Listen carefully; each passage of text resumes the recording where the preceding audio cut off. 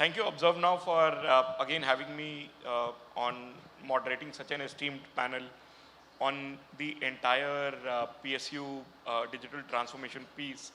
I don't know how many would have thought 4 years ago that we'll be in a panel discussion talking about digital transformation and we'll have all esteemed uh, PSU leaders on the conference. It's very difficult to go to a meeting and not hear about digital transformation today, whether it's AI, ML, cloud, you know. Uh, I don't know how many of you read the paper yesterday. Uh, the entire ChatGPT was down for about 16 hours, and when it came up, it started hallucinating, starting throwing very different prompts to the queries that you raised. So with that, let's start with just one or two opening comments before we get into the entire Q&A piece. Your opening comments, Mr. Prashant, please.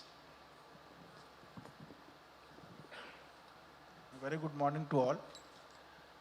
When we talk about the transforming the public sector, I think what Lieutenant General has spoken, everything we do across the government, I think in a way or other is supported by PSU. So the catch point is quality. Unless until we are very much concerned about the quality delivery, earlier the percolation time or the time which was being taken for spreading the news was in sometime in days. Now it has come to microseconds with the very, I think, spread use of social media. Anything which is happening is being sent to last mile without any delay. And for PSU thing, even if we are not committing ourselves to the quality for engaging ourselves for the cause of transformation, we may, I think, compromise complete set of standards by even a minor mistake. So Sure. my take is we should be extra cautious with respect to quality. And second thing which we we are going to have in coming days is data protection. Very hefty penalty has been chalked out in that act, which is as high as 250 crore rupees. So data protection is another thing where we have to be extra cautious and start practicing itself now. I had been to one of the facility being run by Government of India, and the person who was sitting at the gate was keeping one register, and he was noting down everybody's name, address, mobile number and Aadhaar number.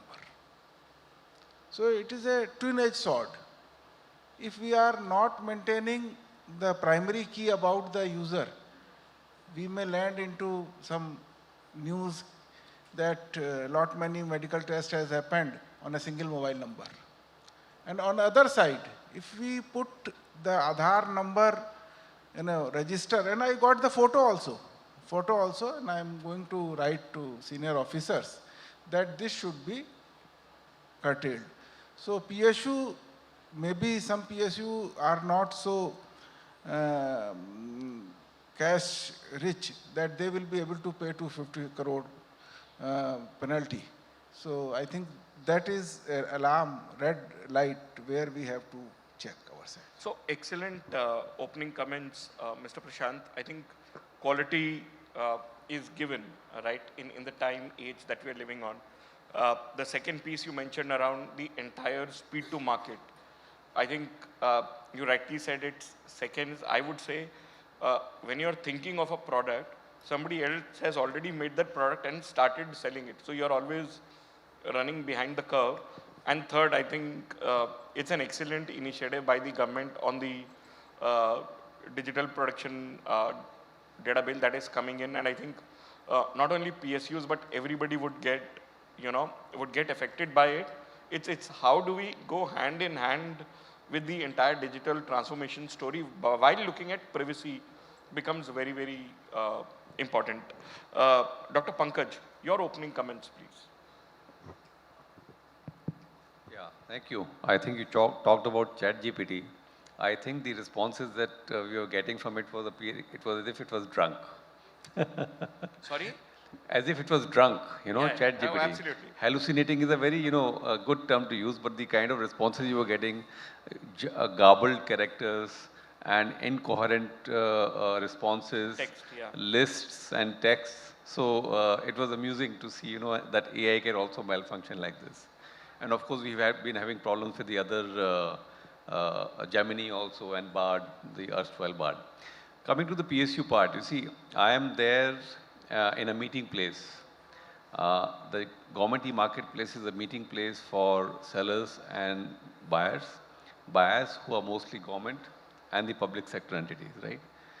If I were to look at transformation, I would say the transformation is when I can make an end-to-end transaction happen between a seller and buyer without any paper involvement, it happening in seconds, depending on, what kind of a transaction it is. If it's a direct purchase, if it's L1 purchase, if it's a checkout, that should happen in seconds, provided you have selected your product.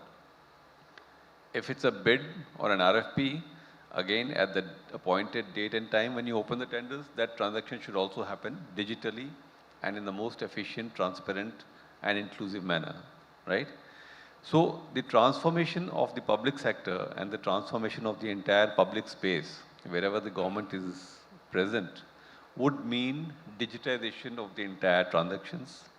I not needing a paper either to upload or to download, my identity also being protected at the same time. And when this happens through an efficient public infrastructure, which is completely digitized, and which provides me either civilian services or public services completely transparently and to my satisfaction. Side by side, there will be byproducts, or consideration that you have to keep in mind, like security, identity. It's not misused or it's not, unprotected while it's being stored or taken up. And in any case, whenever these transactions take place, you must ensure, and you see, digitized infrastructure makes it possible. You take only that which is necessary, and you discard which is not after the desired or concerned transaction has taken place. So for me, that would be the defining perspective as far as transforming of any public sector landscape is concerned, and it being digitized end to end. Thank you. I think few excellent points on ease of use, transparency, and you also keeping in mind the entire interest of public at large. How are we giving services to them? I think that's going to be a very, very key point, while also looking at things around identity is a word you used, which is, we've seen what can happen because of an identity theft. And it somewhere dovetails into the entire privacy piece also. How do we keep all of these balancing factors in mind, but also look at ease of use, faster go-to-market, and a single portal where, a paperless piece where a transaction which earlier could probably take 3 months because of files moving left, right, and center could now be done in 3 minutes in a seamless manner also, and have a single moment of truth, because it's all recorded, it's all has got logs. Excellent points. Dr. Prashant, your opening comments, please. Hello, good morning. In fact, we do not have any consumer base. I come from NHPC, which is the largest green power generation company. And as far as the digitization part is concerned, digitization basically will help us in improving our operational efficiencies. And the difference I see as on today, because PSUs are there in existence since last so many years, and earlier it were the initiatives from the PSU themselves for the digitization. I remember from NHPC, I joined in way back in 88, 89. So we already have these IT departments set up, and we have been using mainframe computers since that period only. And many of our basically business processes, Is it budgeted design engineering, project management, finance, HR, they were already digitized. And the only thing that changes today is that earlier they were the initiatives from the PSUs from their own side. Now, government is forcing, because government is asking all the PSUs to go digital to improve their operational efficiencies. Now, I remember, because we belong to this electricity sector, many discoms, many other such PSUs which were in state distribution, funds were being given by PFC, REC to modernize their operations, to increase their digitization as far as the customer part is concerned. So this change we have seen, and as NHPC we are improving the digitization methods. We are changing, we switched over from mainframe system to LAN, then ERP, then we are again going for a new age ERP. So these all things are happening. But overall, PSUs are getting now instructions from the government to go digital. So maybe there are few PSUs left, but they are doing something from their own side. And definitely, as the electricity sector is a critical information infrastructure sector, so cyber security is a major threat. The amount we spend on the digitization, I think 2-3 times the amount we have to spend on the cyber security, which is an important aspect, which is required to be looked into. That's all. Thank you. Excellent opening comments. I think 2 points. One you mentioned was on operational efficiency, right? Which again is very, very important, and everybody has to wake up to the fact that, you know, it's not only about, like you said, government is forcing us to go digital, hence we are going digital. Maybe a traditional business model, maybe a sector which may not need too much of digitization, depending upon the business model, I'll see what is required. And second piece, I think we saw what happened to a state in the US because of a cyber attack. Their entire power went down. I think that's a very, very scary thing. It's great to hear that, you know, you've got adequate controls in place and you're spending. Thank you so much for the opening comment. Dr. Chandrasekar, your opening comments, please. Good morning, everyone. I work in the education sector, EdCIL, which is Ministry of Education, Public Sector. Interesting to see that overall, this EdCIL PSU has been supporting the complete transformation in the education sector, whether it is from project implementation or dealing with the huge data. I think last 2 years, I have seen that the entire data in terms of with the implementation of national education policy, when we do an analysis, complete portfolio of individual students, whether it is to do with the students, whether it is to do with the school data, school report card, or in terms of learning pedagogy, this application of the new technologies have completely helped. The 2020 NEP was introduced, and today we can see the entire profile of students, even from the remotest village, has been captured. And today NCERT has the Vidya Shamiksha Kendra, which tells about the rural schools having, whether it's a toilet facility or in terms of the learning performance or even the teacher performance, teacher attendance. Today sitting at NCERT, we are able to see is because of this application of AI and ChatGPT and so on. So to that extent, I think in education sector, we have done a lot. I mean, it's one to go and experience, and now we did for the school education, now we're converting the higher education. Integrated command center is being made, where the ministry itself operates some 250 schemes. And it's not the huge money is getting into this process, but where do we do that? How do we analyze the impact of the schemes? End user requirements. So to that extent, I think this digitization has completely helped, and we are still looking at innovating the process in terms of outcome. In terms of public services delivery, I think we have been helping several of the ministries in the educational component, wherever whether it is petroleum, whether it is mining, it is with defense, etc. So we are able to apply where the education knowledge application happens. So there's a huge potential, huge opportunities. Well, the entire digitization market goes to around $1.7 trillion. And the other, there are a whole lot of developers which has been presented and who are here. I'm sure everyone will get excited out of it. And there is a huge contribution to this which will make completely revolutionize whether it is skilling, development, implementation, and so on. I think more to discuss. If you can go ahead and we'll come back again. Thank you.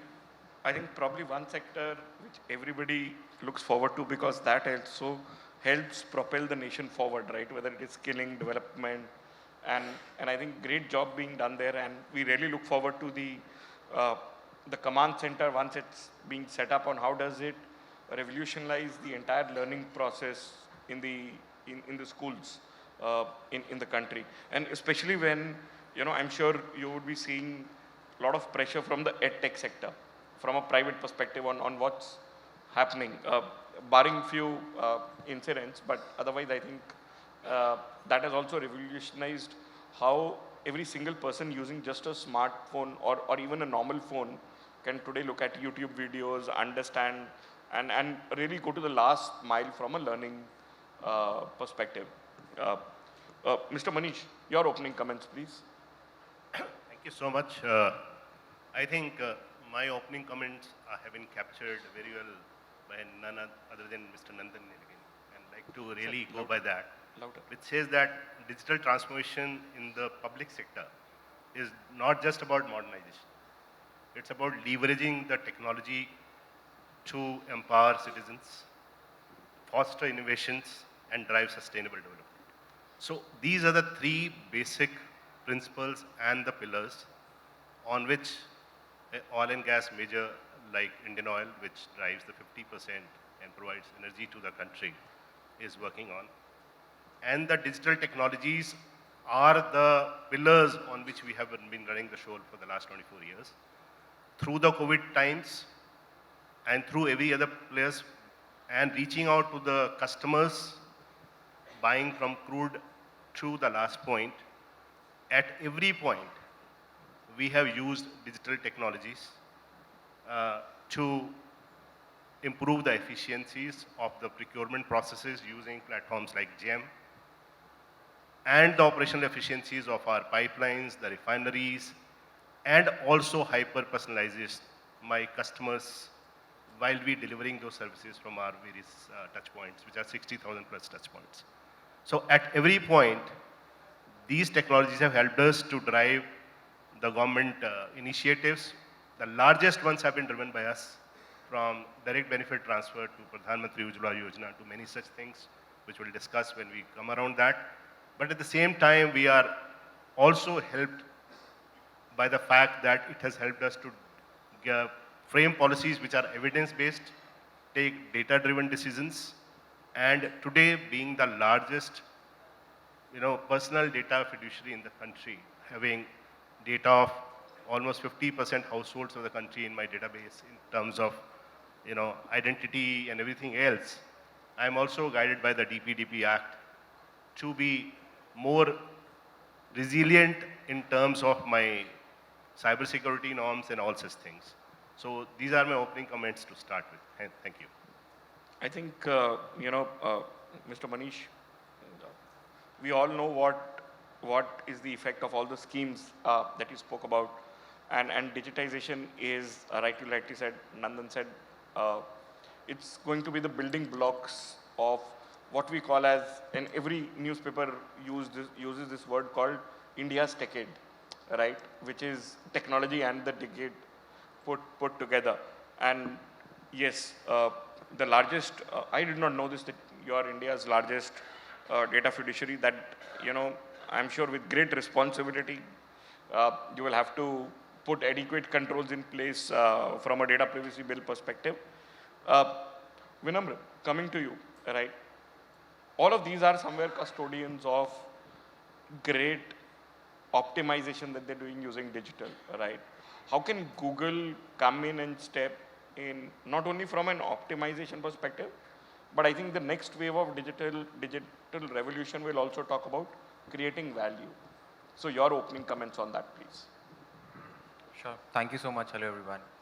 Uh, I think it's heartening to see how government and PSUs are joining hands and taking that journey. It's a long way. We have seen it's been decades where processes have been matured. I think the next journey for all the PSUs during our interactions when we go and meet a lot of clients comes from what next.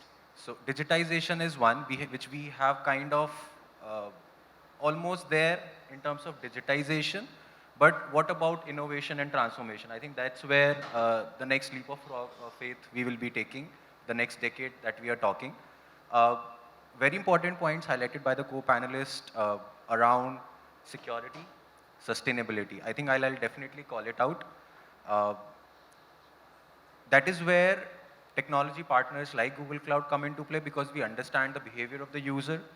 Uh, we un there are few companies born on cloud. There's a lot of learning around how to secure your environment. I think that's where we wholeheartedly pass on that during the knowledge sharing sessions or during the training and enablement of the teams of the PSUs. That's where it's important to educate the team and do the skill development so that the right technology can be placed. On the innovation side, I think AI still is very fondly used word by everyone these days, but it's very important. Are we solving problems in pockets or are we solving problems at the organization level? Are we combining them two together? It's a standalone AI that we are trying to build, or we are actually embedding that in our core processes, in our core applications, so that for users, it becomes very, very natural to use AI without any effort. I think that's where we are taking a journey in this sector. Thanks, Vinamra. Whatever is happening in AI, and this is my personal view, I think there's tons and tons of money flowing around today, right? Hence, nobody's talking about the sustainability piece of AI. I don't know true or not, I read it in an online post. To run one ChatGPT installation, you need as much water as the entire country of Ireland's consumption for 1 year. So that is the kind of water demand that we're talking about. I'm not even going into energy demand, compute power, etc., etc. And when given that, the carbon net neutrality goals that we've set up for our country, I know Indian Oil said 2047, right? 46, sorry. How will we reach there? That's a very separate topic on sustainability. So now, Manish, starting with you, PSUs and digital transformation. I think when you started the journey from a digital transformation perspective, and this is to all of you in your respective organizations, what are some of the roadblocks that you encountered, right? I work with a lot of private organizations where getting digital transformation, understanding that it's not just automation, from a manual to an automated task, there's more to digital transformation. How do you, number one, overcome the challenges, and how do you sell it to your management? Saying, I need to go to cloud, for example. Today, everybody is on cloud, but I'm sure 5 years ago, the conversation would be very different. Thank you. Absolutely, I think that's one question which everybody, likes to dwell upon. How do we sell? Yeah, for IOC, let me start by saying that though we were in the IT space for a long period of time, since 2000, with ERPs in place, that digital journey started almost 5 years ago only. And as you rightly pointed out, 2017-18, when the technologies were emerging, there was a strategy meet to say where are our digital gaps lying in our company.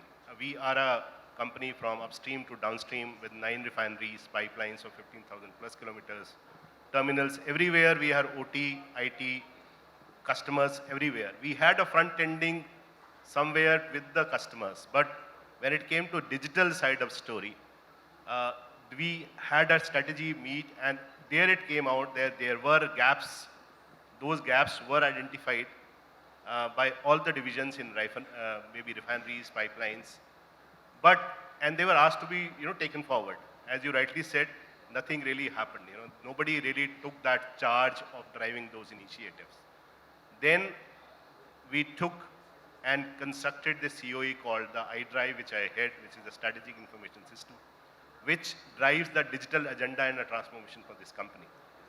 The thought behind was to look at these digital gaps and implement them. And the stakes were bought with the leadership in terms of the fact that they got invested into the fact that we could drive operational excellence more so in the operations side. We had nothing to look at in my refineries. We had refineries running, but how do I optimize my processes? How to optimize and maximize my yields? How do I set KPIs around my APCs to see which is the best way to operate? How do I predict? How do I use AI/ML into the entire thing? That is where we have worked together as a team of 27 people.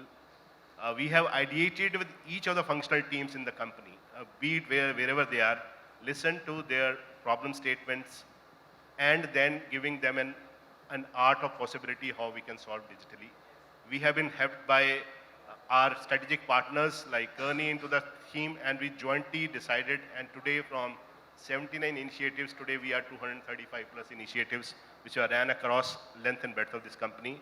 The benefits drawn has been showcased, which have been from, if I am putting X amount of money into a particular objective, it has given me 7X to 10X kinds of benefits.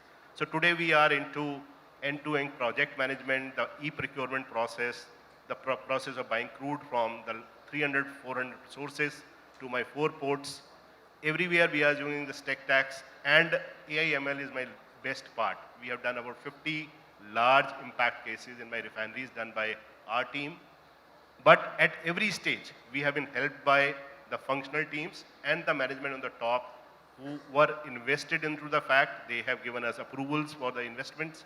We have thought big, started small, implemented, and then horizontally expanded.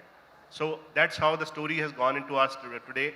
We have gone into the RPA field. We have set up platforms to handle data the way he was mentioning. It's a data-driven platform. We have created historians from where we drive the basic data and have built models with the streaming data on top of that for all my refining processes. And today, looking at the successes, we are looking at a platform on sustainability, the ESGs, and the transition which is coming. And to 2046, we have forming a platform to monitor all my projects around that. And with scope 3 also coming in, they will be embedded into the system. Sure. So looking at all these things, the digitalization, as PM puts in, is the 7th pillar, and we really went for it. Thank you. Superb. Thank you.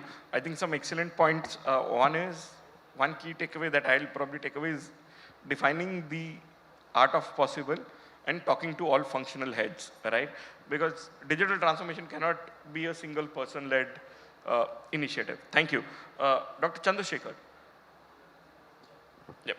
Challenges you faced, right? We were going through, obstacles, challenges, your organization. What did you do differently? Yeah, the challenges was when we looked at the national perspective of collating the school data, school report card. When I say school report card will have infrastructure details on the schools, teachers present, teacher qualifications, and the students attending midday meals under the PM portion schemes and so on. While doing this, the challenge was at the rural areas when we change the technology with the Vidya Samiksha Kendra at the national level, which will integrate all data of UDICE. UDICE is one of the information, but at a point of time when the Samagra Siksha Abhiyan was started, it was manually done. Slowly it moved into the MIS, the older system. And today we talked about VSK in integrated AI-based collecting information on mobile apps. So the challenges was lack of awareness, number one. Two, timely putting this report when we looked at real-time data at the ministry level, sitting at here, what is the food consumptions, what is the curriculum delivered, what is the student learner achievement and so on. The information was staggered, very slow coming in time. So the budget utilization was really going at its own pace while we expected, yes. And that's where there was a need to bring in new schemes where such information data can be collated. So one of the key thing was the lack of awareness and the kind of contribution each one would like, whether it is teachers or the district education officers or any others who will need to feed in the information was one of the key challenge. At the national level, it was very easy because the ministry had its own public sector. They decided, yes, I want this information at this time. This is the kind of data. So we used to do a quick analysis of which one will work better and put that in place. So that process was interesting to put back in place. While the school education has transformed as per the NEP requirements 2020, but today when we see the entire school children are mapped and we know that, yes, this particular school lacks the infrastructure. While the higher education was a little bit quite different, where, you know, you can say some of the institutions were recalcitrant. They would rather share information very little. And it was easy for government organization to always put in place, okay, you sanction a scheme, yes, a command central at each of the college level, higher education, state level needs to be there and pull up the data at the national level. So that's a challenge we have been facing. So because there is a priorities for each one of them because they are in their own pace, but the policy level we need certain information. That's the challenge. And I feel that's going to continue for some time till everybody comes to a common pace. Yeah. Thank you. Dr. Prashant. Yes, I earlier told that I belong to a generating company, hydropower generating company, and the hydropower projects are remotely located, very, very remotely located. And when we began our journey way back in 84, 85, 86 something, we had mainframe computers at our corporate office. The digitization was mainly at the corporate office level. Now, as we switched on to the local Indian networks, so whatever we were developing, whatever we were using, all the software applications, everything were limited to either corporate office, all the local networks to which were installed in the remote locations. Sure. So biggest challenge that we faced was for communication part. Now I remember way back in 2002 somewhere, we installed the VSETs. We took the VSETs from a company and we tried to communicate how to have integrated solutions. Because right now today we won't feel that something was there at those times, how difficult it was. So bandwidth was very costly and very... infrastructure issues. Yeah, and we could not transmit. So we used to have Citrix technology in place and then try to connect our systems. So slowly, way back in 2007, we could get 7 and 8, we could get MPLS connectivity through our BSNL partners. So that made the life easy. And then we started the ERP applications. Sure. So this was first part. And even I tell you, in the remote locations, uninterrupted connectivity is still a very major issue. Because when we are sitting in these cities, we are talking so easily about the customer base, base. I tell you, early warning systems are, we have just recently installed. What is for our hydropower projects? Because we have seen in last few years, people are very much aware, there were certain incidents in Joshimath, then in Teesta region, suddenly cloud bursts are there, suddenly avalanche comes, and entire the range of hydro projects in the river basin, they got damaged. So we took this initiative, Ministry of Power gave us this initiative and we took the challenge and implemented in the August 2022. We deployed basically water level recorders using IoT devices, okay, transmitting data through cloud. Now we have implemented that, successfully running, having AI at its back end. But still, I tell you, power supply and the communication, they are the two big challenges. Because in early warning system, what happens in hydro projects, they need to be installed at the farthest level on the upstream side. Then only you can get proper lead time. And connectivity, there will be an issue. So no connectivity, solar panels, they fail. So this is again a biggest challenge we need to address apart from digitization. Sure. So that's a very, thank you, sir. That's a very different way of putting it. Dr. Pankaj. Yeah, see, being a technology person, overcoming technological challenges is part of your day-to-day life, right? But I have been through multiple organizations where I have driven change, and the change was basically digitization and all the transformation related to digitization, whether it was the Army-wide area network or the GST system or now the government e-marketplace.